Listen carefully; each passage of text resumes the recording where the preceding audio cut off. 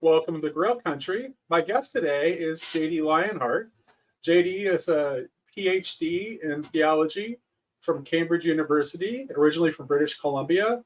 He's a philosopher, an author, an ordained minister, as well as an advocate for the learning disabled and neurodiverse.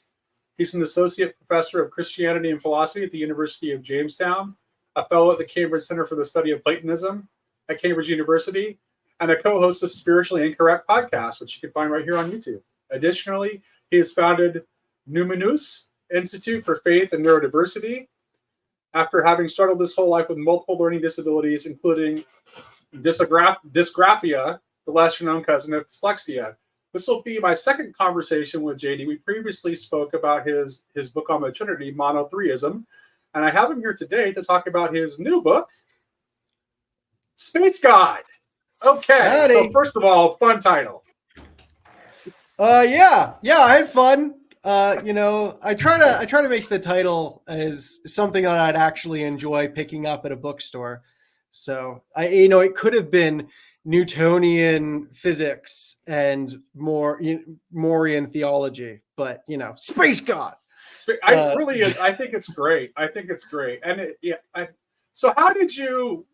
What made you decide to write this as a follow-up to your previous work? Was also had a kind of a playful spirit to it for sure. So, but what made you hit on this particular topic to just grab this kind of like not very well known Cambridge Platonist and take a look at his work up close? Yeah, so I mean, this was based off of my dissertation at Cambridge under Douglas Headley on the Cambridge Platonists, and I was kind of trying to figure out what I wanted to do. I knew I liked the intersection of Christianity and Platonism, and that overlap of philosophy and theology, and that specific tradition of it. But I wanted to do something constructive. A lot of the work that's been done on the Cambridge Platonists has been very it's descriptive, it's historical work, which is incredibly important. There's basically a revival of Cambridge Platonism that's been happening as we reappraise their role in history and show just how essential they were to the rise of the modern world, and that these religious philosophers have a place in that story, an often secular Enlightenment story. So that historical retrieval is important, but I didn't want to just retrieve. I wanted to construct. I wanted to find something that might actually be like, well, that wasn't just interesting a few hundred years ago. Maybe this could be interesting today as an ongoing option for something we could actually believe in. And I stumbled across this idea in Henry Moore about divine space. And I thought, oh, that's interesting. It sounds like Einstein outruled that, pretty much destroyed that. Then I thought about it for a bit and I'm like, well, but maybe if you tweaked this or nuanced things that way, oh dear God, is this still plausible today? And so I just thought about it a bit more, and it seemed like a really interesting subject, one that would allow me to mix science, philosophy, history, and religion all in one crazy dissertation. And it was crazy. My examiners were one of them thought it was fantastically crazy, like in a good way. And the other thought, no, you can't, this is too much. This is too out there. And I basically just stepped back for my dissertation exam and let them argue for 2 hours, about whether it was too out there or not. But yeah, it was a fun, crazy topic, and I enjoyed writing it and researching it. So I have to be really interested to spend time to write a book on something. I have very severe ADHD. I'm never going to be a thorough, comprehensive scholar who masters everything in one area for 50 years. I'm just going to kind of jump around from one fantastic idea to the next, looking for something that's exciting enough to keep my attention for 6 months. So this was that. Right. So do you remember when you first discovered the idea, what was your immediate reaction? Like before you came around to thinking like this was worth exploring, how did you react to it at first? Well, at first, it just seemed like an outdated, sort of pre-modern, unscientific idea. And it sounded pantheistic, right? Or at least panentheistic. And I I very much believe in the creator-creature distinction. And so I kind of just thought it was a fun, wacky idea, but not one that anyone could seriously entertain and also be an Orthodox Christian. But the more I thought about it, what really surprised me about this was that Moore wasn't just making a crazy idea. He was making a crazy idea plausibly Christian. And the way he framed it, because he was so anti-Spinoza and Spinoza's pantheism, he kind of made a way to see divine space that wasn't breaking down the creator-creature distinction. And that's when I was like, oh, this is interesting. This might be a way for sort of a classical theist to have a real conversation with a more relational, immanent God and not negate either. So, yeah. So do you want to give, for the sake of the audience, do you kind of want to give a little, quick summary, like how you decided to go about steel manning this crazy argument of Henry Moore's? Yeah. Do you want me to talk about the process or what the idea itself was? Actually, yeah. We should probably tell them what the idea is first, huh?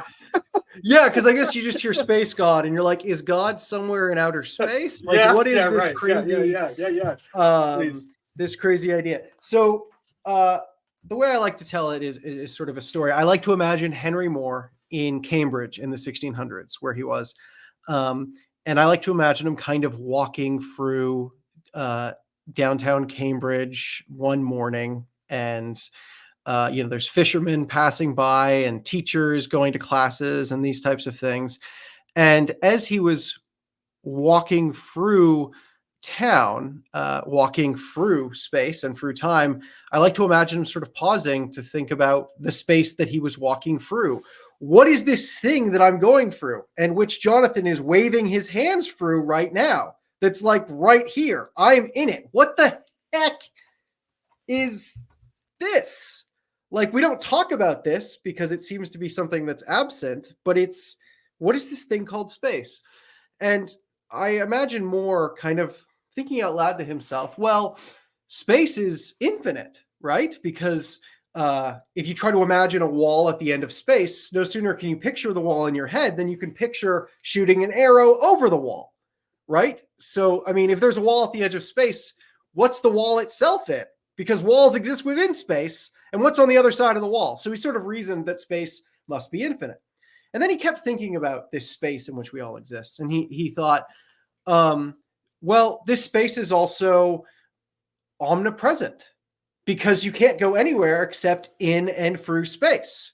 There's no place you can be present at without space being present there too, because space is the very possibility of something being present, right? To be present is to be in space. So it's by definition omnipresent.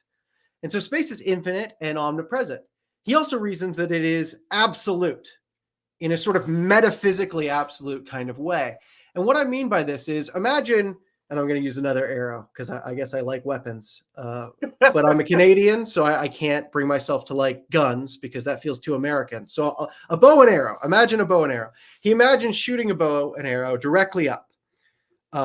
Now, does that arrow go straight up, or does it curve with the motion of the earth? And he would say that unless there is an absolute, almost metaphysical spatial frame in which the arrow's direction occurs, there is no objective fact of the matter.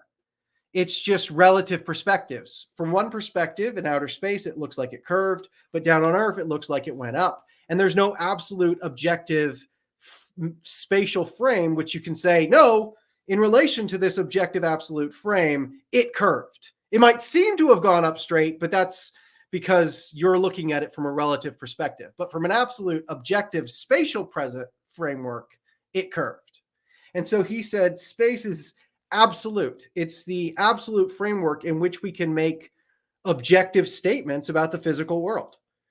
And that's part of the book is arguing that in jettisoning absolutes, we kind of undermined some of the sort of Lockean claims that made science objective to begin with in its claims about matter. But I won't get into that. So Moore is thinking about it. Space seems infinite. It seems absolute. It seems omnipresent. And yet, it's also deeply immanent, right? Space isn't just outer space. It's what I'm existing in right now. I'm moving through space. It's that in which we live and move and have our being. Like I'm Right. stretching my hands out in space. And it's not just like my hands are moving into space the way that my hands might displace water in a tub. No, space is as present within my hand as at the outer reaches of it, right?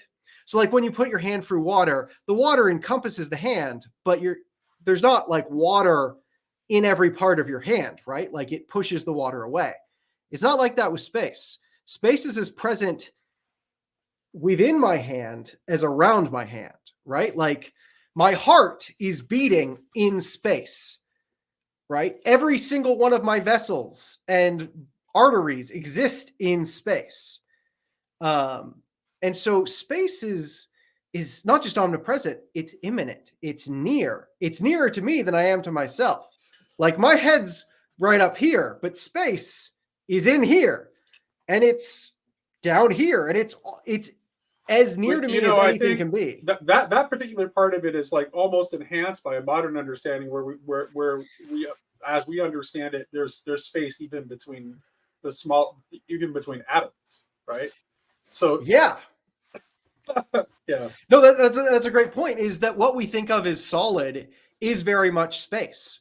And even it's not like where the atoms are, space isn't there. No, the atoms are still in space because the space is as much present outside the atom as inside the atom. Right.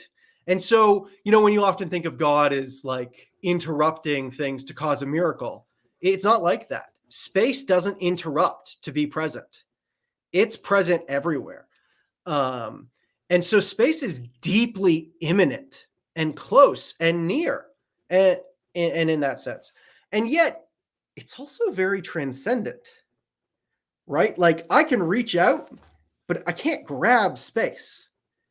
And space isn't just down here, it's way out there. It stretches out into infinity. Every other thing in creation seems to be material. You can grab it, you can do something with it. Even, particles and subatomic particles, like I might not be able to grab those with my hand, but like you can mess with it, right? But space is the location in which physical matter exists. And so there's a sense in which space is somehow transcends even matter itself in a way. This will get complicated with Einstein, but within Moore's framework, space is the one thing that's deeply immanent to material creation without being reducible to it. Like what other thing is present near me without being material?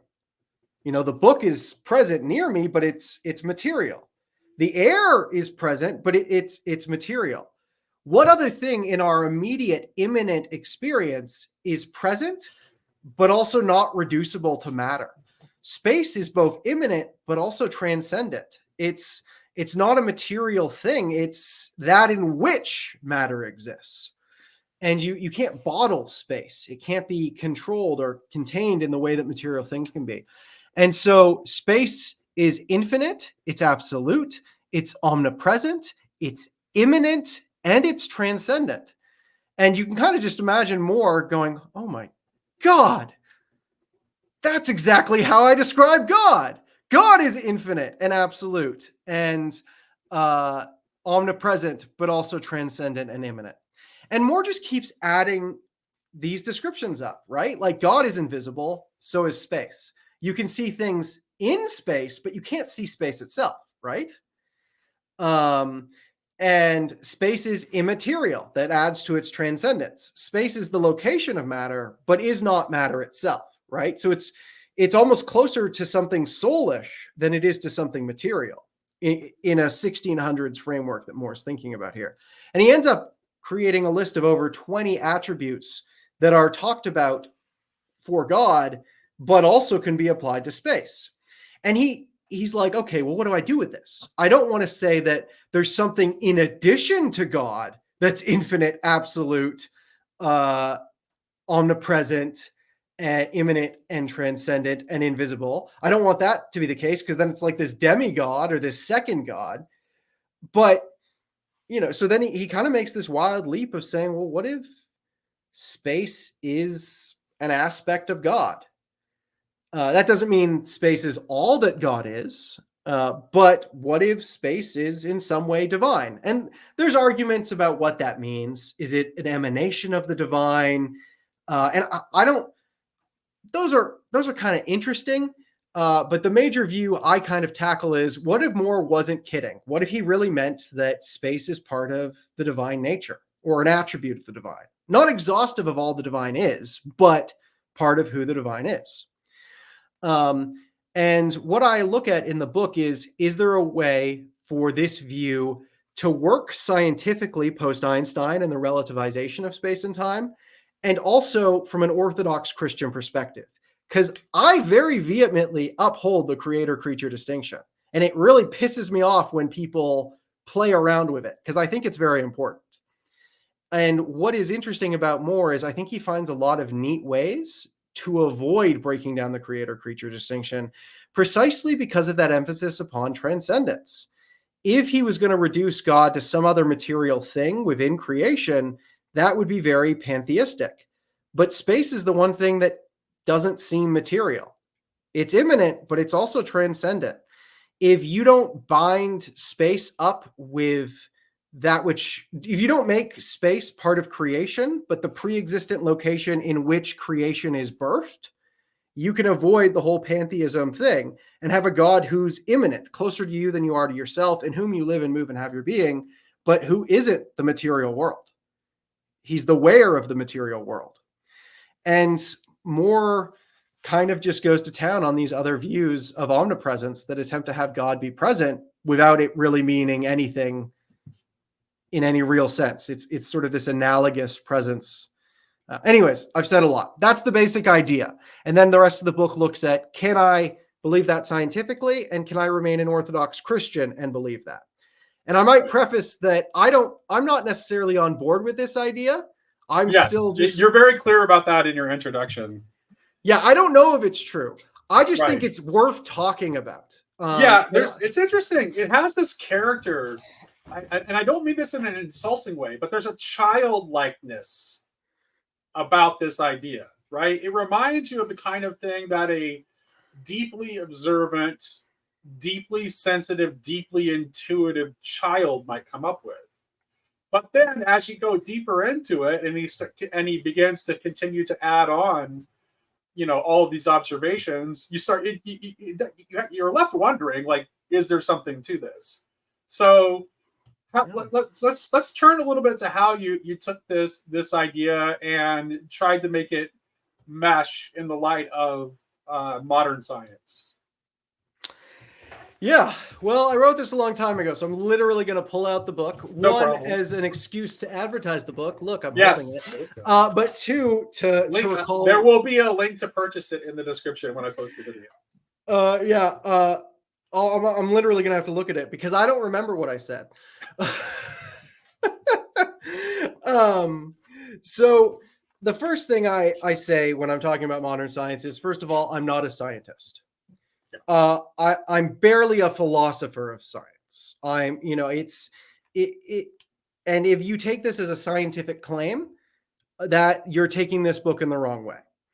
At no point do I challenge any of the observations or even the conclusions of relativity. I only ever attempt to reframe them within a different metaphysic. So at no point do I challenge physics. I think all of Einstein's points about the physics are correct. But I think physics is always embedded within a broader metaphysic in which you make sense of those facts. And I try to only talk about the metaphysics. And I say in the book, if you're the sort of person who thinks that neuroscience has completely disqualified Descartes' argument for the primacy of the soul, you're not going to be impressed with this book. There's nothing in this that, but if you think that there's some way in which metaphysics is almost prior to physics, then this is going to be interesting for you. With that said, how can divine space be scientifically plausible? there were kind of 4 options I looked at in the book for how we could still have God be space post Einstein, because Einstein basically shows that space and time are relative to inertial frames and the viewer. And so we don't want to make God relative. We don't want to make God warped or torn by black holes, do we?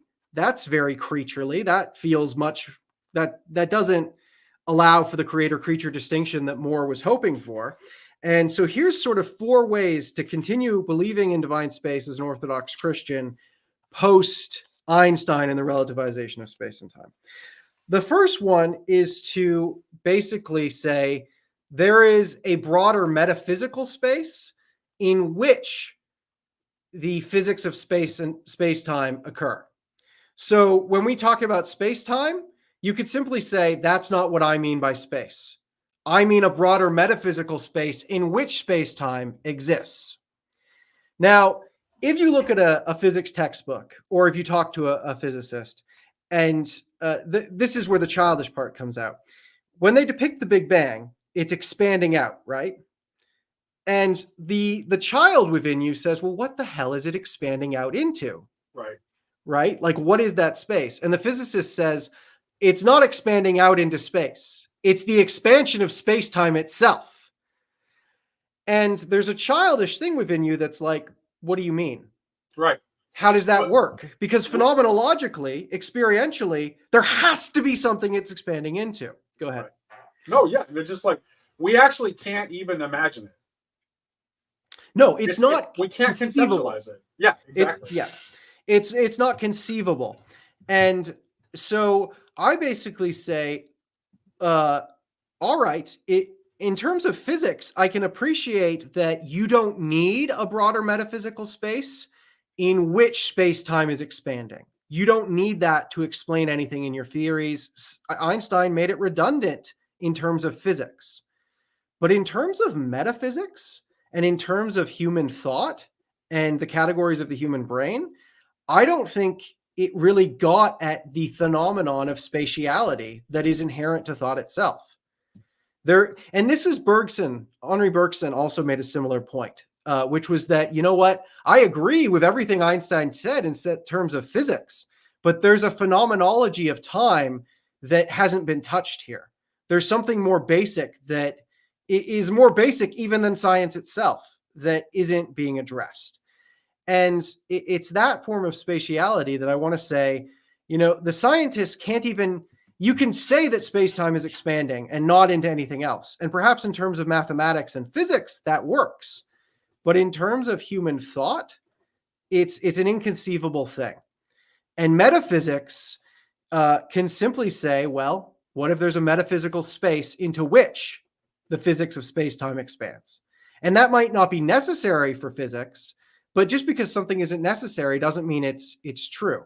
Einstein might have made metaphysical, absolute Newtonian space and time redundant, but he didn't disprove that they exist. He just showed you don't need them to explain the physics. Those are very different things.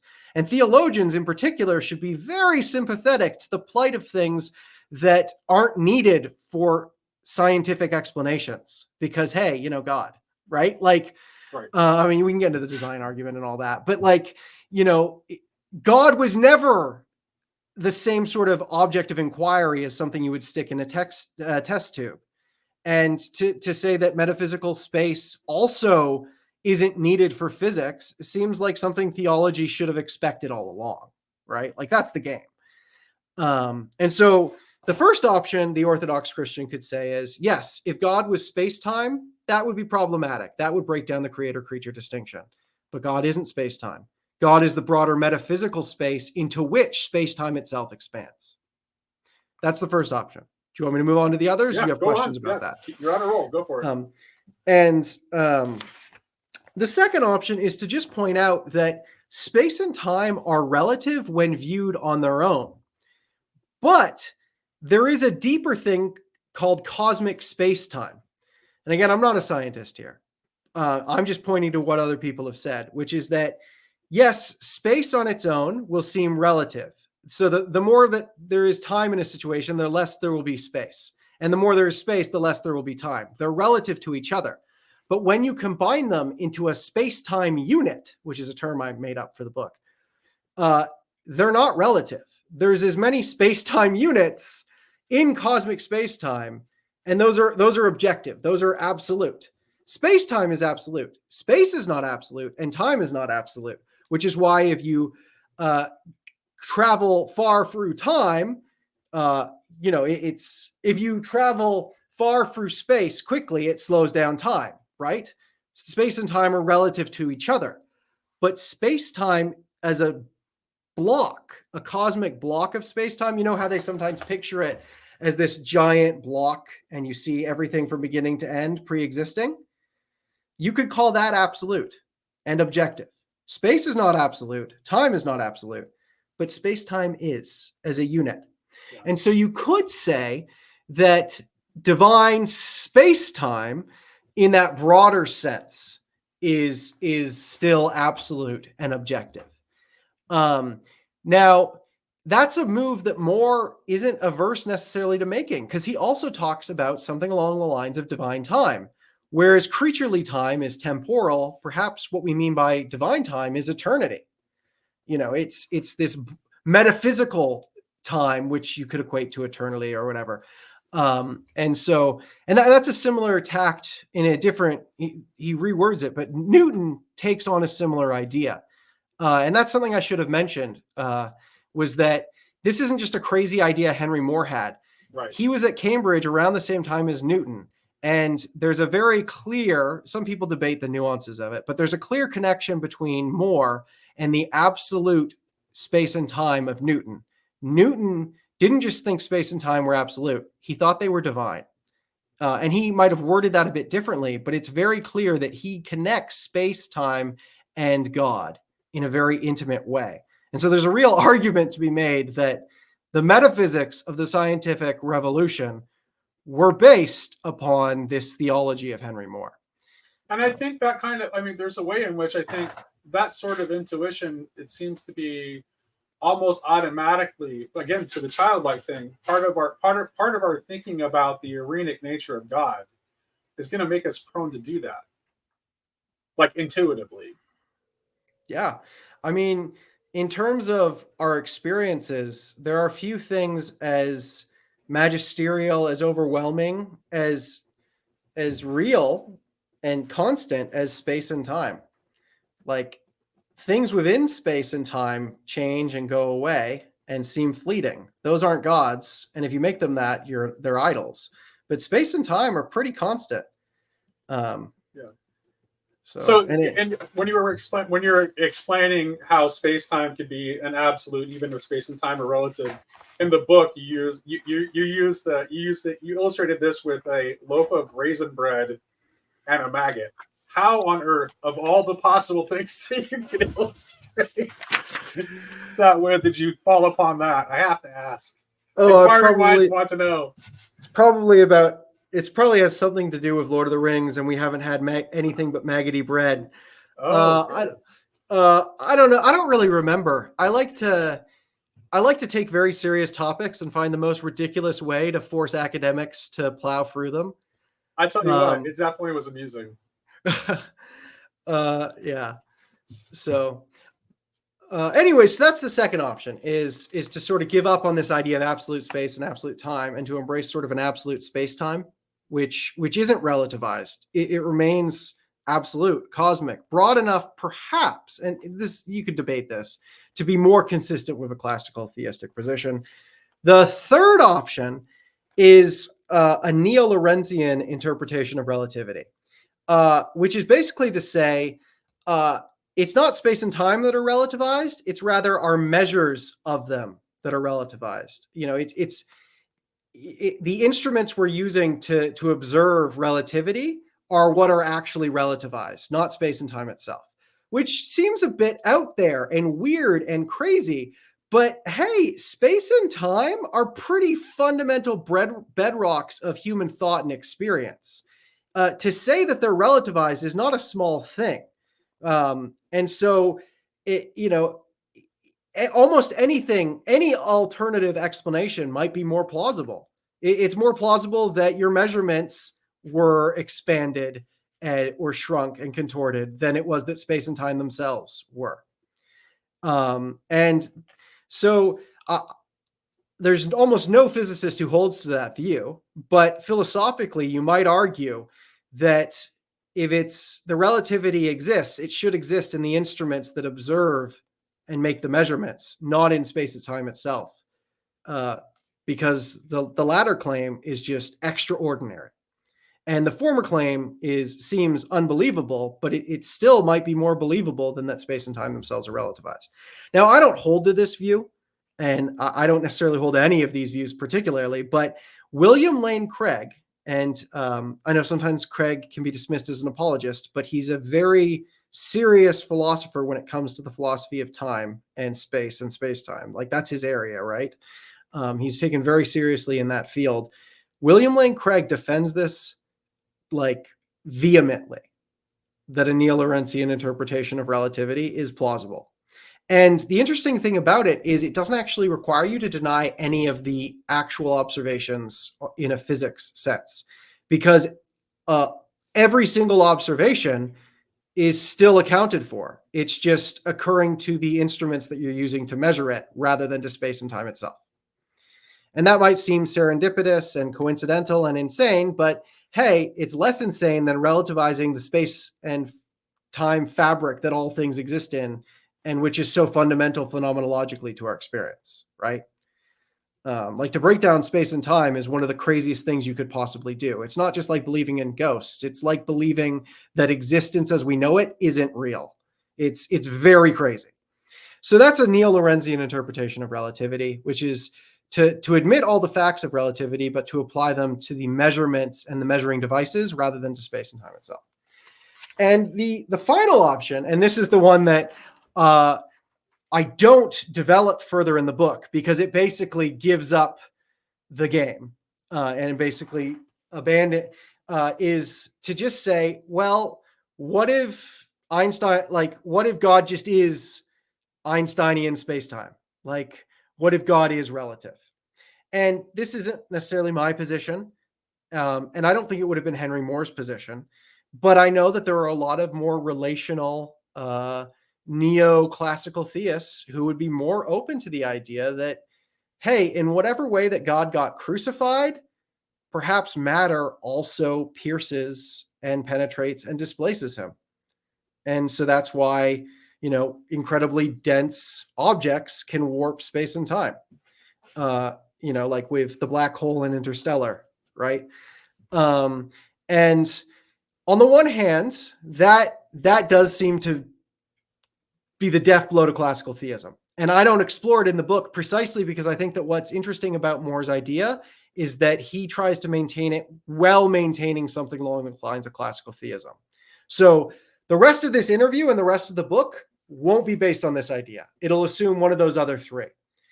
But to develop this idea, just for the sake of the conversation, I think in whatever way you think God died for your sins and was pierced for them, that's how you could say that space-time is displaced and warped by matter.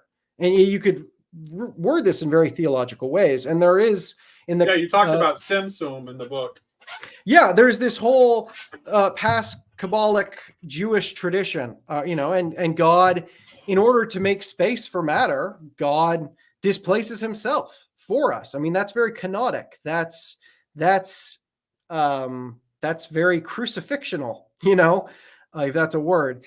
And of course, the classical theist will say, well, it's not God who's crucified. His divine and human nature don't, but then how is it that God died for our sins? And how do those sins cover us more than just an animal sacrifice would? And how does the divine and human nature overlap? And you know what? I don't even have to say how they do. In whatever way they do without being confused, you can say that's how space-time is warped without, you can, whatever move the classical theist is making to still believe in the crucifixion, make that with space-time. And hey, I don't believe in that's the case. And the book won't explore that, but I know. I was so you got it. It was such a tease for me because it's like that part. Like that's when you really got my attention, JD. It's like okay, this right here. This is I'll where tell you what, this might sorry, be go a ahead. good conversation to have with Jordan actually, because before we started recording, we were talking about potentially doing a conversation with Jordan and his brother, and I think this Jordan would be all over this particular like this bit here. The That's the brothers intersection would. of everything he'd be interested in for sure. Yeah, Yeah. the brothers Well, would. yeah. Yeah. Well, and this is perhaps where monotheism comes in. Yeah. Okay. My views on monotheism, because I mean, Yes, I agree. I That's very part of why I much, wanted you to push it more. yeah, and I couldn't bring in monotheism into this space god thing, but I very much think that I mean, if you look at the argument of monotheism, it basically says that the relationship with the Trinity doesn't make sense, but neither does the origins of the universe, and they're the same. When you look at it, they're not two separate issues; they're actually the same issue in different language. And so, yeah, this is where I see the most continuity between the two books, right? By the way. for sure, and I think there definitely is, because I very much would like to be of the opinion that God can be 100% the classical theist God, but also 100% literally come down and die. Yeah. At the same time in the same way. Yep. And that doesn't make it irrational, at least not more irrational than our own existence. And that's the argument of monotheism, is paralleling cosmogony and the Trinity. And I that doesn't necessarily mean that God is a contradiction, but rather that you can't dismiss doctrines or dismiss God for currently seeming like a contradiction. And I think very much that classical theists are trying to make anyone on the classical theist side who rejects the other side, I think they've just sliced off half of the divine nature. But I would also say that people who are jettisoning classical theism are slicing off half. And I've never been able to make sense of how any of this works, except through the process I go through in monotheism, where I hold both of those things in tension in a way that I don't claim makes sense, but I do claim makes as much sense as our own existence. Yep. And so we don't need to get more into that, but we'll say that because I really do think like this conversation right here, I think this is the one, because I see it's an area where I can see where both of your books start kind of like begin to intersect here, hinting at something maybe a future book that you've yet to write. So I think you have a lot to explore there still, and I know for a fact that Jordan would be all over it too. Yeah, well, and I'd love to do that with, and I'm the part of the issue with monotheism was that I tried to make a genuine academic contribution to the field that was also readable in a conversational, playful way, which basically meant that academics didn't read it because it was about a conversation at a pub, and popular level people in the church didn't read it because it was too academic. I'm still it's really a delight. I think it's a delightful book, and if you haven't read it, you should read it. Buy it on Amazon. What? Yes. What? Yes. I'll make sure I put the link to that one too. Yeah, but I would like to see more academic engagement with it from guys like Jordan or Ryan Mullins, because it's my way through this question of classical theism and neoclassical theism, and I don't know what anyone else has found that's satisfactory, but it's the only way I've been able to make sense of any of it. So yeah, Jordan and I have had that conversation about how neither of us are really satisfied by a kind of like, fully classical, or a fully relational theology that somehow that like both are holding on to something that's important, and we don't want to lose either. Yeah. So yeah. All of that said, that's the fourth possible option for how you could hold to divine space post Einstein, which is canonic space is a great term that you coined in that section too. Yeah, kenosis. Yeah. So yeah. So that's kind of how we deal with it scientifically, and I don't even think it's scientifically. It's reframing the physics of Einstein in a different metaphysics, and Einstein, rather famously, has been accused of basically adopting the verificationist, something akin to logical positivism of his time, which he inherited from, everyone at the time, but also specifically from Ernst Mach. And I hope I said that right. I have no idea. And so to show that absolute space or divine space was redundant in a verificationist model meant that it didn't exist. But that's just an epistemology that doesn't work, has been abandoned on a mainstream philosophical level, and which theologians really never should have taken seriously because, except for someone like Richard Swinburne, which he has some valid stuff. We have an empirical case for God. It's hard to do theology that way. So, yeah. Anyways, that's the science aspect of it. All right. So, but the rest of, I don't know. Do you want to take it in a different direction? Should I No. through some of the later chapters, or? Sure, go for it.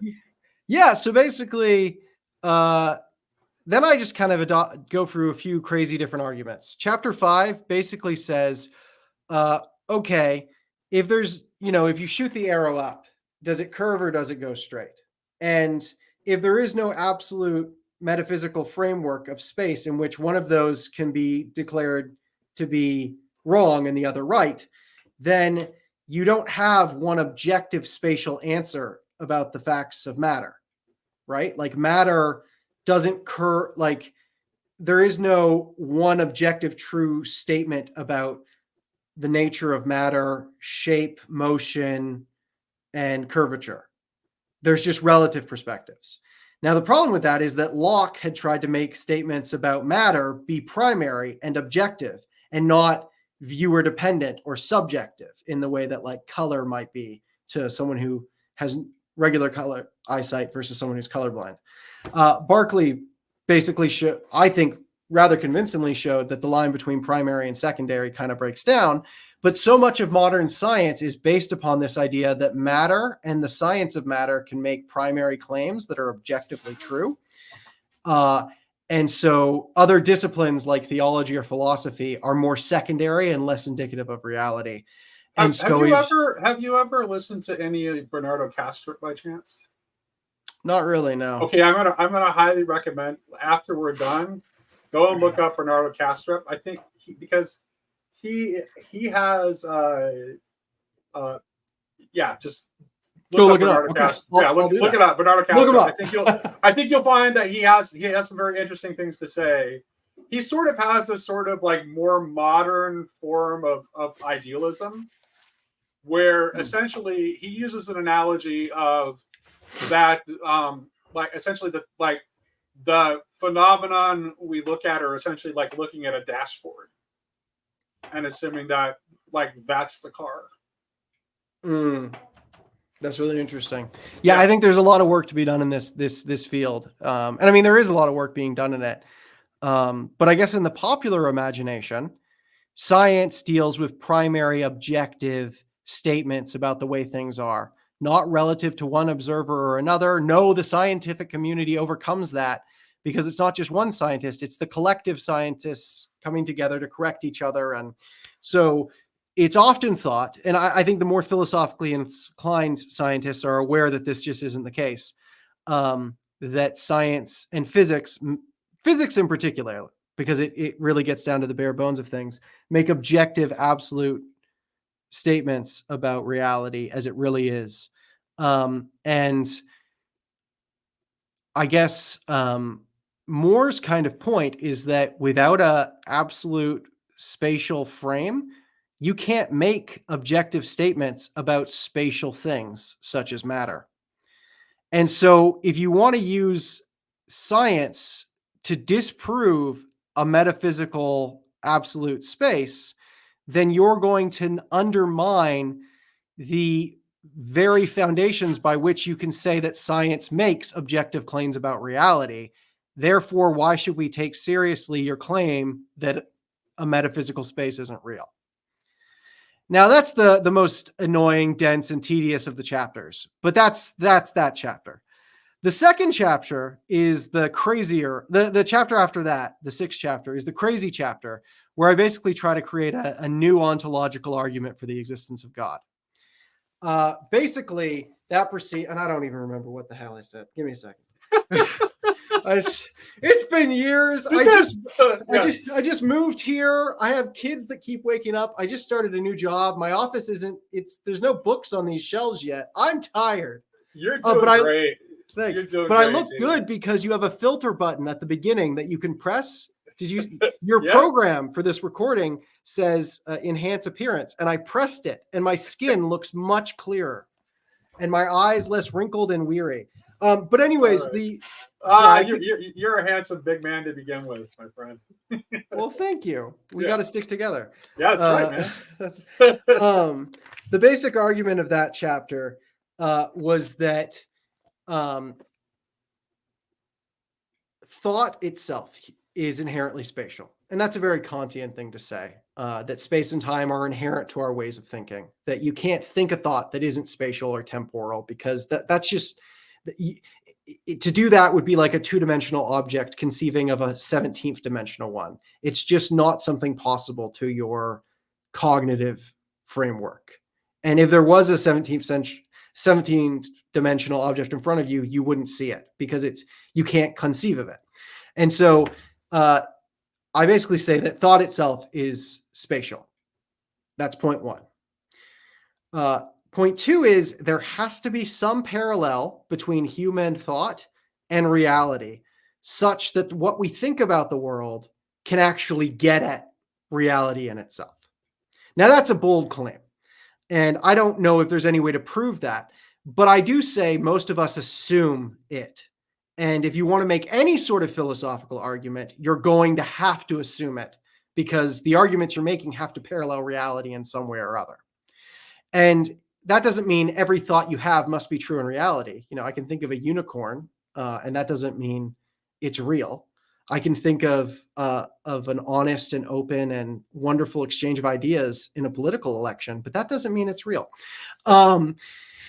But that doesn't mean every single thought you have is indicative of reality, but it does minimally mean that the basic categories that you have to parallel reality, or else you just can't know reality. For example, humans think logically.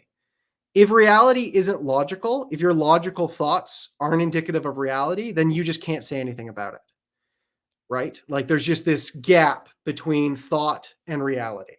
And so in order to proceed with the intellectual project, we kind of just have to assume a few things. That the human categories of spatiality, temporality, logic are indicative of reality, such that our finite, temporal, spatially located, logical words are indicative of reality. So our basic categories of thought have to be indicative of reality to some degree, or else just throw theology, philosophy, even science out the window. Yeah. So that's premise two. First premise, our thoughts are inherently spatial. Second premise, our fundamental thoughts, categories of thought are in some way indicative of what is real. Premise three, spatiality and our thoughts about spatiality have a number of attributes that seem to be divine.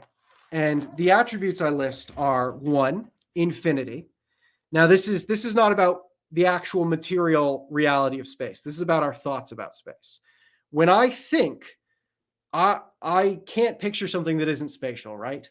Like if I'm picturing a goat, I'm picturing it in space, right?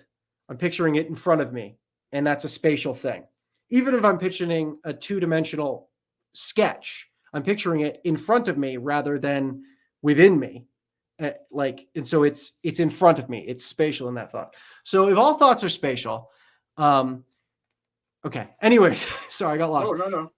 No. When I'm thinking about space, I can't picture a boundary to that space, right?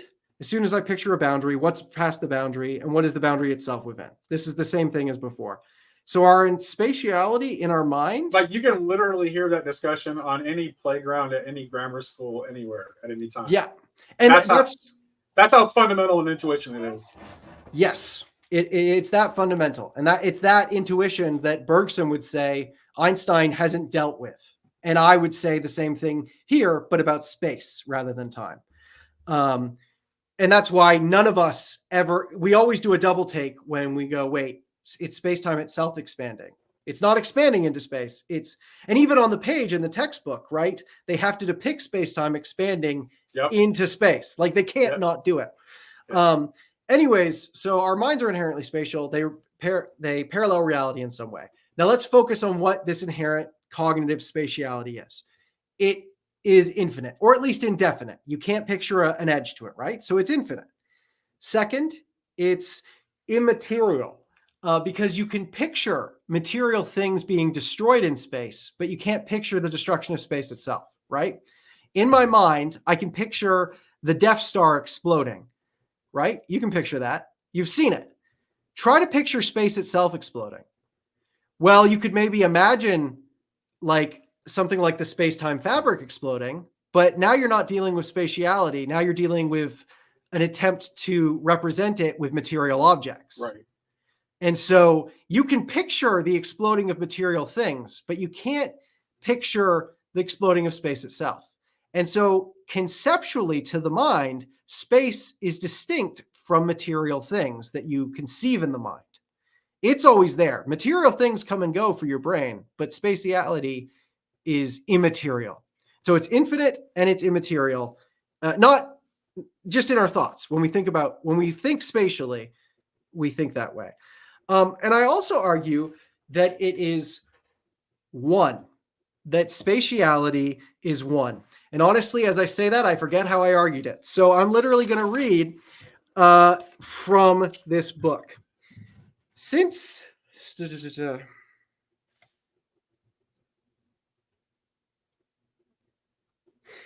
for more, I'm just going to read from the book. That's what I'm going to do. That's fine.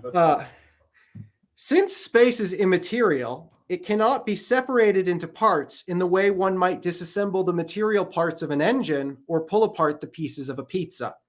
For Henry Moore, the impenetrability of material entities is what keeps them separated into distinct parts.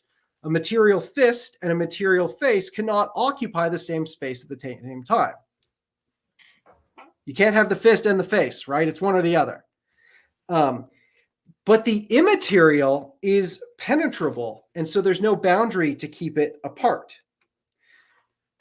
So as such, space cannot be a complex of multiple impenetrable parts like matter, but must instead be one simple, seamless entity.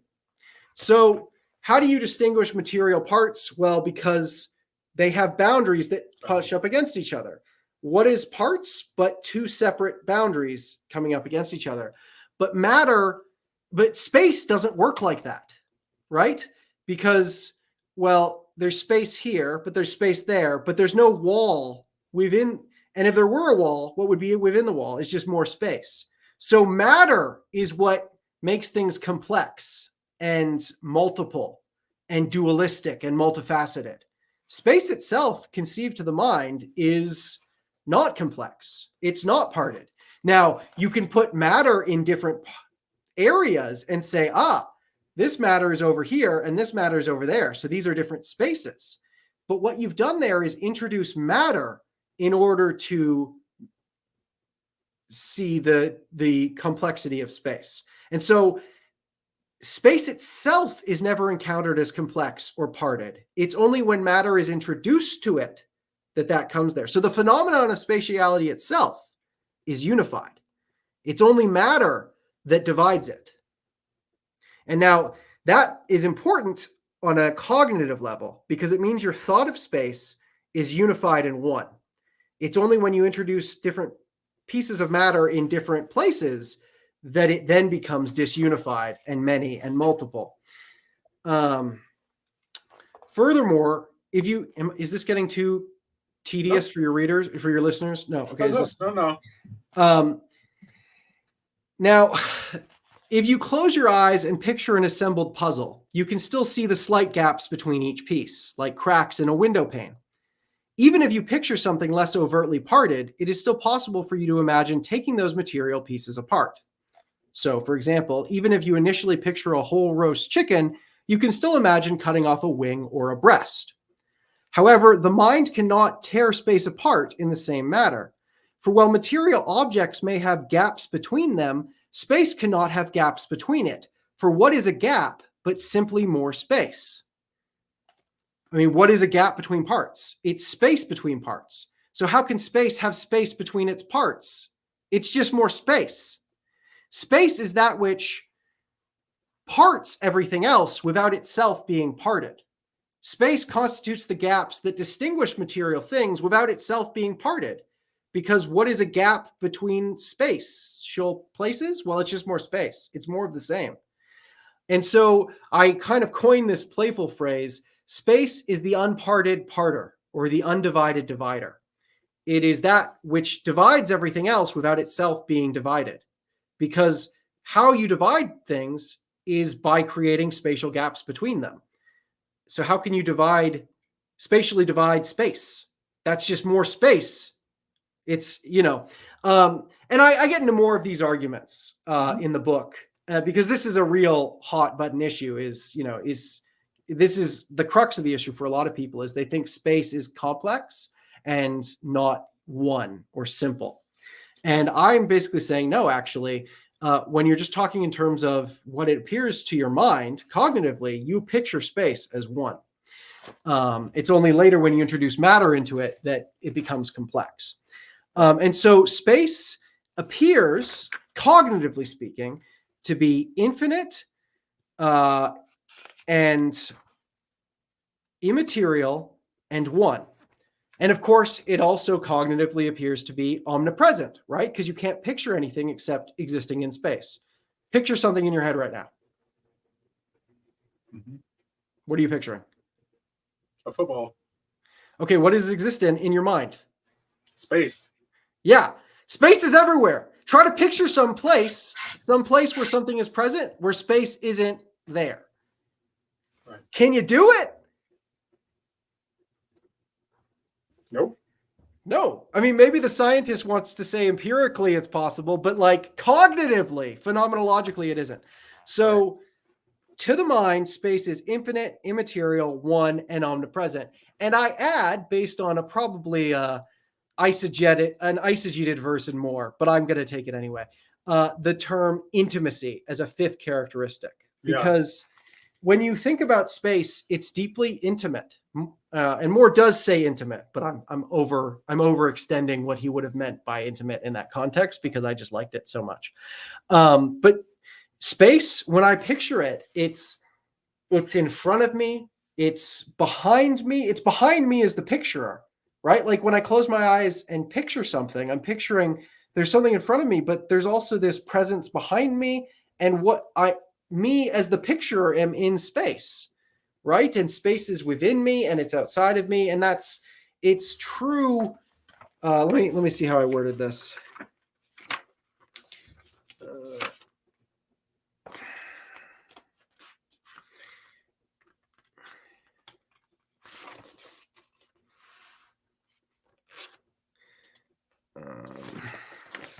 Outer space may be too far and wide to fathom, yet this same space dwells also within us, both near and far, echoing the tension between divine transcendence and immanence that Augustine put so well, higher than my highest and more inward than my inmost self.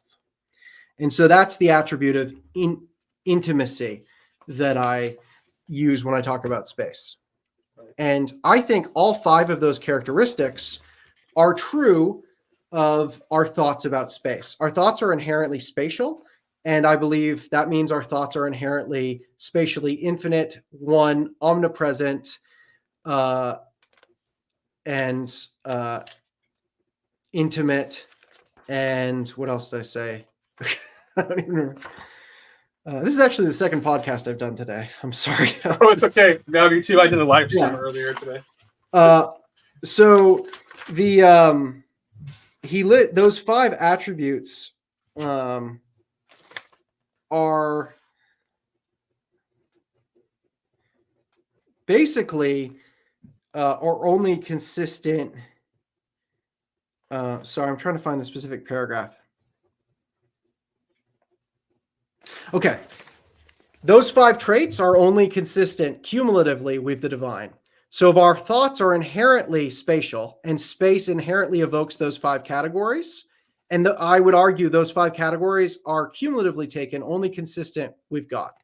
If space has the traits of God, then it becomes plausible to argue that space is divine, or at least an attribute of the divine nature. In the same way, I've argued here that the traits of infinity, immateriality, oneness, omnipresence, and intimacy point towards a divine being that underlies them. For while certain substances may have 1 or 2 of these attributes, only God is consistent with all of them. For example, matter might be infinite and omnipresent, but it is not immaterial nor one. Angels or demons might be immaterial and intimate, but they are not omnipresent nor infinite. Abstract entities or metaphysical forms might be immaterial and one, but not omnipresent nor intimate. We have thus narrowed Moore's vision. And so the cumulative argument is to come up with a new spatial ontological argument for the existence of God.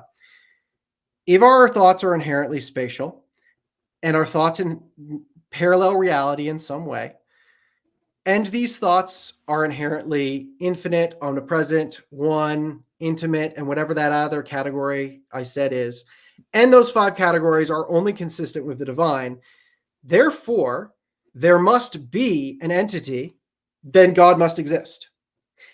And to reject that, or to reject, say, the second premise that thought isn't indicative of reality, you can do that, but that's going to undermine your ability to really undertake any rational exercise, because then your mind doesn't have access to reality. Yeah, whatever we engage in, we have to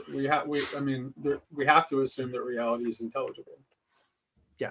So that's the new spatial ontological argument for the existence of God that I attempt to develop there.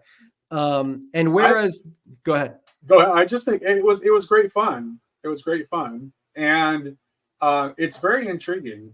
I definitely I'll be thinking about it for a while. But go ahead. You were starting to say something else. Yeah, but whereas the ontological argument is limited to the thought of God, this argument expands to thought itself, because all thoughts are spatial. Right. And so to try to use reason to undermine the existence of God would then be like trying to drown a fish, as I put it in the book, because it's even broader than the ontological argument. It applies to every thought, because every thought you have, at least every thought you have about the material world, is spatial. Right. Yeah. So, yeah. Anyways, that's the argument. Sorry, I kind of really droned on there. You might want to. No, it's okay. No, I thought the book was great fun, and I think you did a good job of explaining it to the audience. I think you should all pick it up. It's a fun read. It's an intriguing read. Any idea like what your next project's going to be, JD? Yeah, so I have so the new Trinitarian Ontologies book, which I'm editing with John Milbank and Ryan Hacker, is in and with the publisher, and should be coming out. Maybe Christmas is too soon, but perhaps early 2025. And so that, definitely look out for that. Then I have a book which is also in with the publisher, which I think it's coming out with IVP. It's called The Journey of God, Christianity in 6 Movements. Wasn't my title. It was their title. I originally suggested a sexy, dramatic, philosophical introduction to Christianity, but no one at the publishers seemed terribly excited about that. So you're getting The Journey of God, Christianity in 6 Movements. And that's basically the story of Christianity in a way that is meant to be philosophically, scientifically engaging. It's meant to be sort of, maybe it's in the vein of like Tim Keller's The Reason for God or Lewis's Mere Christianity. Not necessarily in the sense that it's as good as those works, but that's what it's trying to aim for. That's its aspiration, is to be that kind of book. So kind of like on the level of like popular theology. Yeah, it's meant to be something Christians read, but also non-Christians read, and that kind of anyone at any level could read, but that would take them deeper if they're willing to go there. So, yeah. All right. And any fun plans for the podcast coming up in the near future? Well, today we just the Spiritually Incorrect podcast. A few weeks back we had a Satanist on, and then we just did one on C.S. Lewis's lesser known views, the views that like evangelicals pretend don't exist. Purgatory, praying for the dead, inclusivism. We did all of those kind of things, which was a blast. And then for the next episode, we're hoping to we just recorded another one today, which was on what issues are actually essential, what's a primary versus a secondary issue for Christians. What do you have to believe about Jesus to actually be saved? How wide reaching does that extend? Can we agree? Can we have different stances on things like homosexuality, abortion, these types of discussions, and think that the other person is wrong, truly wrong, but that it's a secondary issue? And so that was the episode that's coming out, I think, next week. Oh, that sounds exciting. Yeah, it's titled "What's Worth Fighting Over." At least that's my tentative title. I might fight with my co-host about what to title it. So, check that out. It'll be at spirituallyincorrectpodcast.com. So, all right. Well, thank you again for joining me today, JD. It's always fun to talk to you. Look forward to talking to you again in the future. Thank you very much. You as well. I appreciate it.